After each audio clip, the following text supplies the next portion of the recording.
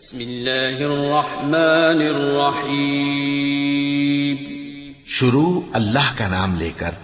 جو بڑا مہربان نہایت رحم والا ہے۔ سب تعریف اللہ ہی کو ہے جس نے اپنے محبوب بندے محمد صلی اللہ علیہ وآلہ وسلم پر یہ کتاب نازل کی اور اس میں کسی طرح کی کجی اور پیچیدگی نہ رکھی،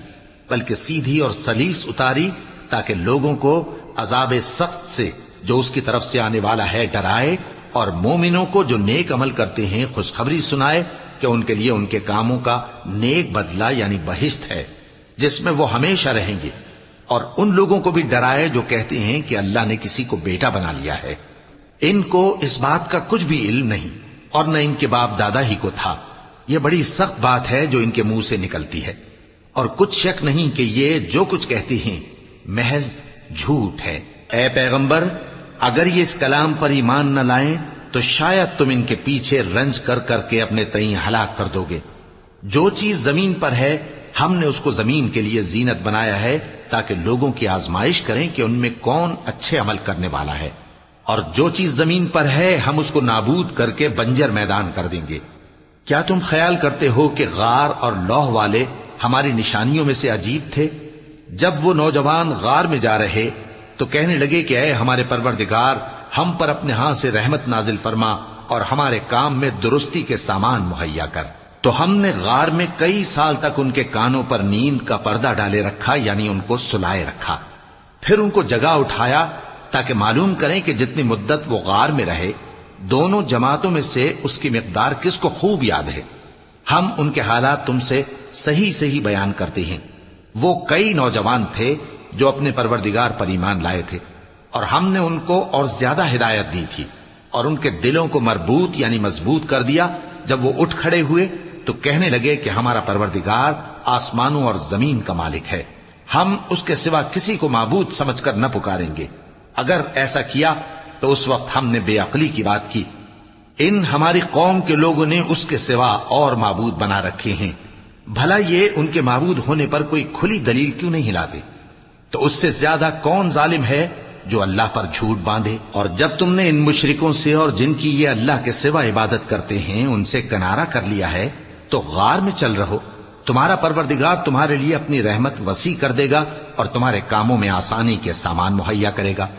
اور جب سورج نکلے تو تم دیکھو کہ دھوپ ان کے غار سے داہنی طرف سمٹ جائے، اور جب غروب ہو تو ان سے بائیں طرف کترا جائے، اور وہ اس غار کے کشادہ حصے میں تھے۔ یہ اللہ کی نشانیوں میں سے ہیں، جس کو اللہ ہدایت دے وہ ہدایت یاب ہے، اور جس کو گمراہ رہنے دے تو تم اس کے لیے کوئی دوست راہ بتانے والا نہ پاؤ گے۔ اور تم ان کے متعلق خیال کرو کہ وہ جاگ رہے ہیں حالانکہ وہ سوتے ہیں، اور ہم ان کو دائیں اور بائیں کروٹ بدلاتے تھے، اور ان کا کتا چوکھٹ پر دونوں ہاتھ پھیلائے ہوئے تھا۔ اگر تم ان کو جھانک کر دیکھتے تو پیٹ پھیر کر بھاگ جاتے اور ان سے دہشت میں آ جاتے۔ اور اسی طرح ہم نے ان کو اٹھایا تاکہ آپس میں ایک دوسرے سے دریافت کریں۔ ایک کہنے والے نے کہا کہ تم یہاں کتنی مدت رہے؟ انہوں نے کہا کہ 1 دن یا اس سے بھی کم۔ انہوں نے کہا کہ جتنی مدت تم رہے ہو تمہارا پروردگار ہی اس کو خوب جانتا ہے، تو اپنے میں سے کسی کو یہ روپیہ دے کر شہر بھیجو، وہ دیکھے کہ نفیس کھانا کون سا ہے تو اس میں سے کھانا لے آئے، اور احتیاط سے آئے جائے اور تمہارا حال کسی کو نہ بتائے۔ اگر وہ تم پر دسترس پا لیں گے تو تمہیں سنسار کر دیں گے یا پھر اپنے مذہب میں داخل کر لیں گے، اور اس وقت تم کبھی فلاح نہیں پاؤ گے۔ اور اسی طرح ہم نے لوگوں کو ان کے حال سے خبردار کر دیا تاکہ وہ جانیں کہ اللہ کا وعدہ سچا ہے، اور یہ کہ قیامت جس کا وعدہ کیا جاتا ہے اس میں کچھ شک نہیں۔ اس وقت لوگ ان کے بارے میں باہم جھگڑنے لگے اور کہنے لگے کہ ان کے غار پر عمارت بنا دو۔ ان کا پروردگار ان کے حال سے خوب واقف ہے۔ جو لوگ ان کے معاملے میں غلبہ رکھتے تھے وہ کہنے لگے کہ ہم ان کے غار پر مسجد بنائیں گے۔ بعض لوگ اٹکل پچو کہیں گے کہ وہ 3 تھے اور چوتھا ان کا کتا تھا، اور بعض کہیں گے کہ وہ 5 تھے اور چھٹا ان کا کتا تھا، اور بعض کہیں گے کہ وہ 7 تھے اور 8واں ان کا کتا تھا۔ کہہ دو کہ میرا پروردگار ہی ان کے شمار سے خوب واقف ہے، ان کو جانتے بھی ہیں تو تھوڑے ہی لوگ جانتے ہیں۔ تو تم ان کے معاملے میں بحث نہ کرنا مگر سرسری سی بحث، اور نہ ان کے بارے میں ان میں سے کسی سے کچھ دریافت ہی کرنا، اور کسی کام کی نسبت نہ کہنا کہ میں اسے کل کر دوں گا، مگر انشاءاللہ کہہ کر، یعنی اگر اللہ چاہے تو کر دوں گا، اور جب اللہ کا نام لینا بھول جاؤ تو یاد آنے پر لے لو، اور کہہ دو کہ امید ہے کہ میرا پروردگار مجھے اس سے بھی زیادہ ہدایت کی باتیں بتائے۔ اور اصحاب کہف اپنے غار میں 9 اوپر 300 سال رہے۔ کہہ دو کہ جتنی مدت وہ رہے اسے اللہ ہی خوب جانتا ہے، اسی کو آسمانوں اور زمین کی پوشیدہ باتیں معلوم ہیں، وہ کیا خوب دیکھنے والا اور کیا خوب سننے والا ہے۔ اس کے سوا ان کا کوئی کارساز نہیں، اور نہ وہ اپنے حکم میں کسی کو شریک کرتا ہے۔ اور اپنے پروردگار کی کتاب کو جو تمہارے پاس بھیجی جاتی ہے پڑھتے رہا کرو، اس کی باتوں کو کوئی بدلنے والا نہیں، اور اس کے سوا تم کہیں پناہ بھی نہیں پاؤ گے۔ اور جو لوگ صبح و شام اپنے پروردگار کو پکارتے اور اس کی خوشنودی کے طالب ہیں، ان کے ساتھ صبر کرتے رہو، اور تمہاری نگاہیں ان میں سے گزر کر اور طرف نہ دوڑیں کہ تم دنیاوی زندگی کی رونقوں کے خواستگار ہو جاؤ۔ اور جس شخص کے دل کو ہم نے اپنی یاد سے غافل کر دیا ہے اور وہ اپنی خواہش کی پیروی کرتا ہے اور اس کا کام حد سے بڑھ گیا ہے، اس کا کہا نہ ماننا۔ اور کہہ دو کہ لوگوں، یہ قرآن تمہارے پروردگار کی طرف سے برحق ہے، تو جو چاہے ایمان لائے اور جو چاہے کافر رہے۔ ہم نے ظالموں کے لیے دوزخ کی آگ تیار کر رکھی ہے جس کی قناتیں ان کو گھیر رہی ہوں گی، اور اگر فریاد کریں گے تو ایسے کھولتے ہوئے پانی سے ان کی داد رسی کی جائے گی جو پگھلے ہوئے تانبے کی طرح گرم ہوگا، اور جو ان کے چہروں کو بھون ڈالے گا۔ ان کے پینے کا پانی بھی برا اور آرام گاہ بھی بری۔ اور جو ایمان لائے اور کام بھی نیک کرتے رہے تو ہم نیک کام کرنے والوں کا اجر ضائع نہیں کرتے۔ ایسے لوگوں کے لیے ہمیشہ رہنے کے باغ ہیں جن میں ان کے محلوں کے نیچے نہریں بہ رہی ہیں، ان کو وہاں سونے کے کنگن پہنائے جائیں گے، اور وہ باریک دیبا اور اطلس کے سبز کپڑے پہنا کریں گے، اور تختوں پر تکیے لگا کر بیٹھا کریں گے۔ کیا خوب بدلہ اور کیا خوب آرام گاہ ہے۔ اور ان سے 2 شخصوں کا حال بیان کرو جن میں سے ایک کو ہم نے انگور کے 2 باغ عنایت کیے تھے اور ان کے گردا گرد کھجوروں کے درخت لگا دیے تھے، اور ان کے درمیان کھیتی پیدا کر دی تھی۔ دونوں باغ کثرت سے پھل لاتے اور اس کی پیداوار میں کسی طرح کی کمی نہ ہوتی، اور دونوں میں ہم نے ایک نہر بھی جاری کر رکھی تھی، اور اس طرح اس شخص کو ان کی پیداوار ملتی رہتی تھی۔ تو ایک دن جبکہ وہ اپنے دوست سے باتیں کر رہا تھا، کہنے لگا کہ میں تم سے مال و دولت میں بھی زیادہ ہوں اور جتھے اور جماعت کے لحاظ سے بھی زیادہ عزت والا ہوں، اور ایسی شیخیوں سے اپنے حق میں ظلم کرتا ہوا اپنے باغ میں داخل ہوا۔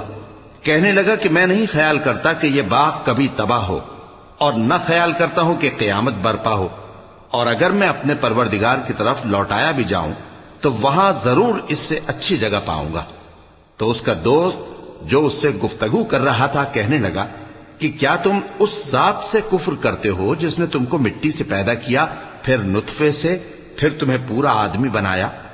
مگر میں تو یہ کہتا ہوں کہ اللہ ہی میرا پروردگار ہے، اور میں اپنے پروردگار کے ساتھ کسی کو شریک نہیں کرتا۔ اور جب تم اپنے باغ میں داخل ہوئے تو تم نے ما شاء اللہ لا قوت الا باللہ کیوں نہ کہا؟ اگر تم مجھے مال و اولاد میں اپنے سے کمتر دیکھتے ہو تو عجب نہیں کہ میرا پروردگار مجھے تمہارے باغ سے بہتر عطا فرمائے، اور تمہارے اس باغ پر آسمان سے آفت بھیج دے تو وہ صاف میدان ہو جائے، یا اس باغ کی نہر کا پانی گہرائی میں اتر جائے تو پھر تم اسے تلاش نہ کر سکو،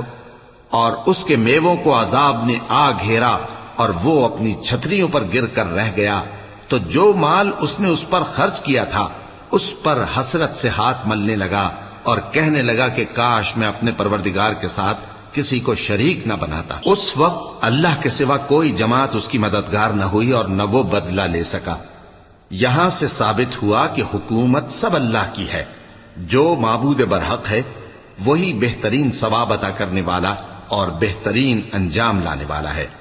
اور ان سے دنیا کی زندگی کی مثال بھی بیان کر دو کہ وہ ایسی ہے جیسے پانی جسے ہم نے آسمان سے برسایا تو اس کے ساتھ زمین کی پیداوار مل کر نکلی، پھر وہ چورا چورا ہو گئی کہ ہوائیں اسے اڑاتی پھرتی ہیں، اور اللہ تو ہر چیز پر قدرت رکھتا ہے۔ مال اور بیٹے تو دنیا کی زندگی کی رونق و زینت ہیں، اور نیکیاں جو باقی رہنے والی ہیں وہ ثواب کے لحاظ سے تمہارے پروردگار کے ہاں بہت اچھی اور امید کے لحاظ سے بہت بہتر ہیں۔ اور جس دن ہم پہاڑوں کو چلائیں گے اور تم زمین کو صاف میدان دیکھو گے اور ان لوگوں کو ہم جمع کر لیں گے تو ان میں سے کسی کو بھی نہیں چھوڑیں گے، اور سب تمہارے پروردگار کے سامنے صف باندھ کر لائے جائیں گے، تو ہم ان سے کہیں گے کہ جس طرح ہم نے تم کو پہلی بار پیدا کیا تھا اسی طرح آج تم ہمارے سامنے آئے، لیکن تم نے تو یہ خیال کر رکھا تھا کہ ہم نے تمہارے لیے قیامت کا کوئی وقت مقرر ہی نہیں کیا،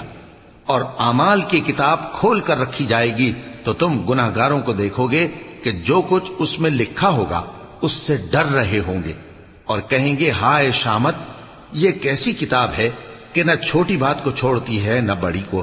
کوئی بات بھی نہیں مگر اسے لکھ رکھا ہے، اور جو جو عمل کیے ہوں گے سب کو حاضر پائیں گے، اور تمہارا پروردگار کسی پر ظلم نہیں کرے گا۔ اور جب ہم نے فرشتوں کو حکم دیا کہ آدم کو سجدہ کرو تو سب نے سجدہ کیا مگر ابلیس نے نہ کیا، وہ جنات میں سے تھا تو اپنے پروردگار کے حکم سے باہر ہو گیا۔ کیا تم اس کو اور اس کی اولاد کو میرے سوا دوست بناتے ہو، حالانکہ وہ تمہارے دشمن ہیں، اور شیطان کی دوستی ظالموں کے لیے اللہ کی دوستی کا برا بدل ہے۔ میں نے ان کو نہ تو آسمانوں اور زمین کے پیدا کرنے کے وقت بلایا تھا اور نہ خود ان کے پیدا کرنے کے وقت، اور میں ایسا نہ تھا کہ گمراہ کرنے والوں کو مددگار بناتا۔ اور جس دن اللہ فرمائے گا کہ اب میرے شریکوں کو جن کی نسبت تم معبود ہونے کا گمان رکھتے تھے بلاؤ، تو وہ ان کو بلائیں گے مگر وہ ان کو کچھ جواب نہ دیں گے، اور ہم ان کے درمیان ہلاکت کی ایک جگہ بنا دیں گے، اور گناہگار لوگ دوزخ کو دیکھیں گے تو یقین کر لیں گے کہ وہ اس میں پڑنے والے ہیں، اور اس سے بچنے کا کوئی راستہ نہ پائیں گے۔ اور ہم نے اس قرآن میں لوگوں کے سمجھانے کے لیے طرح طرح کی مثالیں بیان فرمائی ہیں، لیکن انسان سب چیزوں سے بڑھ کر جھگڑالو ہے۔ اور لوگوں کے پاس جب ہدایت آ گئی تو ان کو کس چیز نے منع کیا کہ ایمان لائیں اور اپنے پروردگار سے بخشش مانگیں، بجز اس کے کہ اس بات کے منتظر ہوں کہ انہیں بھی پہلوں کا سا معاملہ پیش آئے یا ان پر عذاب سامنے سے آ جائے۔ اور ہم جو پیغمبروں کو بھیجا کرتے ہیں تو صرف اس لیے کہ لوگوں کو اللہ کی نعمتوں کی خوشخبریاں سنائیں اور عذاب سے ڈرائیں، اور جو کافر ہیں وہ باطل کی مدد سے جھگڑا کرتے ہیں تاکہ اس سے حق کو پھسلا دیں، اور انہوں نے ہماری آیتوں کو اور جس چیز سے ان کو ڈرایا جاتا ہے اسے ہنسی بنا لیا ہے۔ اور اس سے بڑھ کر ظالم کون، جس کو اس کے پروردگار کی آیات کے ذریعے سمجھایا گیا تو اس نے ان سے منہ پھیر لیا، اور جو اعمال وہ آگے کر چکا اس کو بھول گیا۔ ہم نے ان کے دلوں پر پردے ڈال دیے کہ اسے سمجھ نہ سکیں، اور کانوں میں ثقل پیدا کر دیا ہے کہ سن نہ سکیں،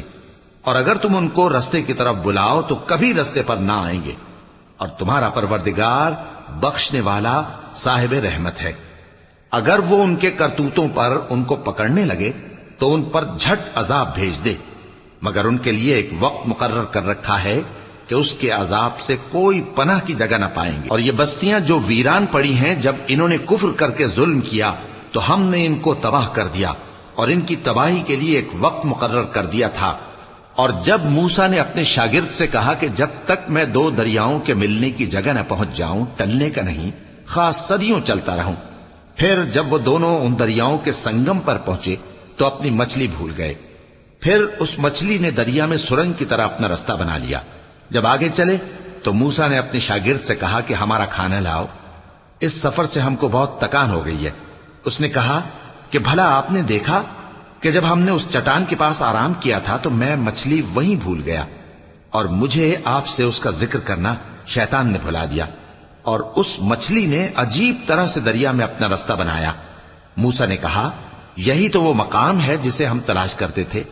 تو وہ اپنے پاؤں کے نشان دیکھتے دیکھتے لوٹ گئے۔ وہاں انہوں نے ہمارے بندوں میں سے ایک بندہ دیکھا جس کو ہم نے اپنے ہاں سے رحمت خاص سے نوازا تھا اور اپنے پاس سے ایک خاص علم بخشا تھا۔ موسیٰ نے ان سے جن کا نام خضر تھا کہا کہ جو علم اللہ کی طرف سے آپ کو سکھایا گیا ہے، اگر آپ اس میں سے مجھے کچھ بھلائی کی باتیں سکھائیں تو میں آپ کے ساتھ رہوں۔ خضر نے کہا کہ تم میرے ساتھ رہ کر صبر نہیں کر سکو گے، اور جس بات کی تمہیں خبر ہی نہیں اس پر صبر کر بھی کیسے سکتے ہو؟ موسیٰ نے کہا اللہ نے چاہا تو آپ مجھے صابر پائیے گا، اور میں آپ کے ارشاد کے خلاف نہیں کروں گا۔ خضر نے کہا اگر تم میرے ساتھ رہنا چاہو تو شرط یہ ہے مجھ سے کوئی بات نہ پوچھنا جب تک میں خود اس کا ذکر تم سے نہ کروں۔ تو دونوں چل پڑے، یہاں تک کہ جب کشتی میں سوار ہوئے تو خضر نے کشتی کو پھاڑ ڈالا۔ موسیٰ نے کہا کیا آپ نے اس کو اس لیے پھاڑا ہے کہ سواروں کو غرق کر دی؟ یہ تو آپ نے بڑی عجیب بات کی۔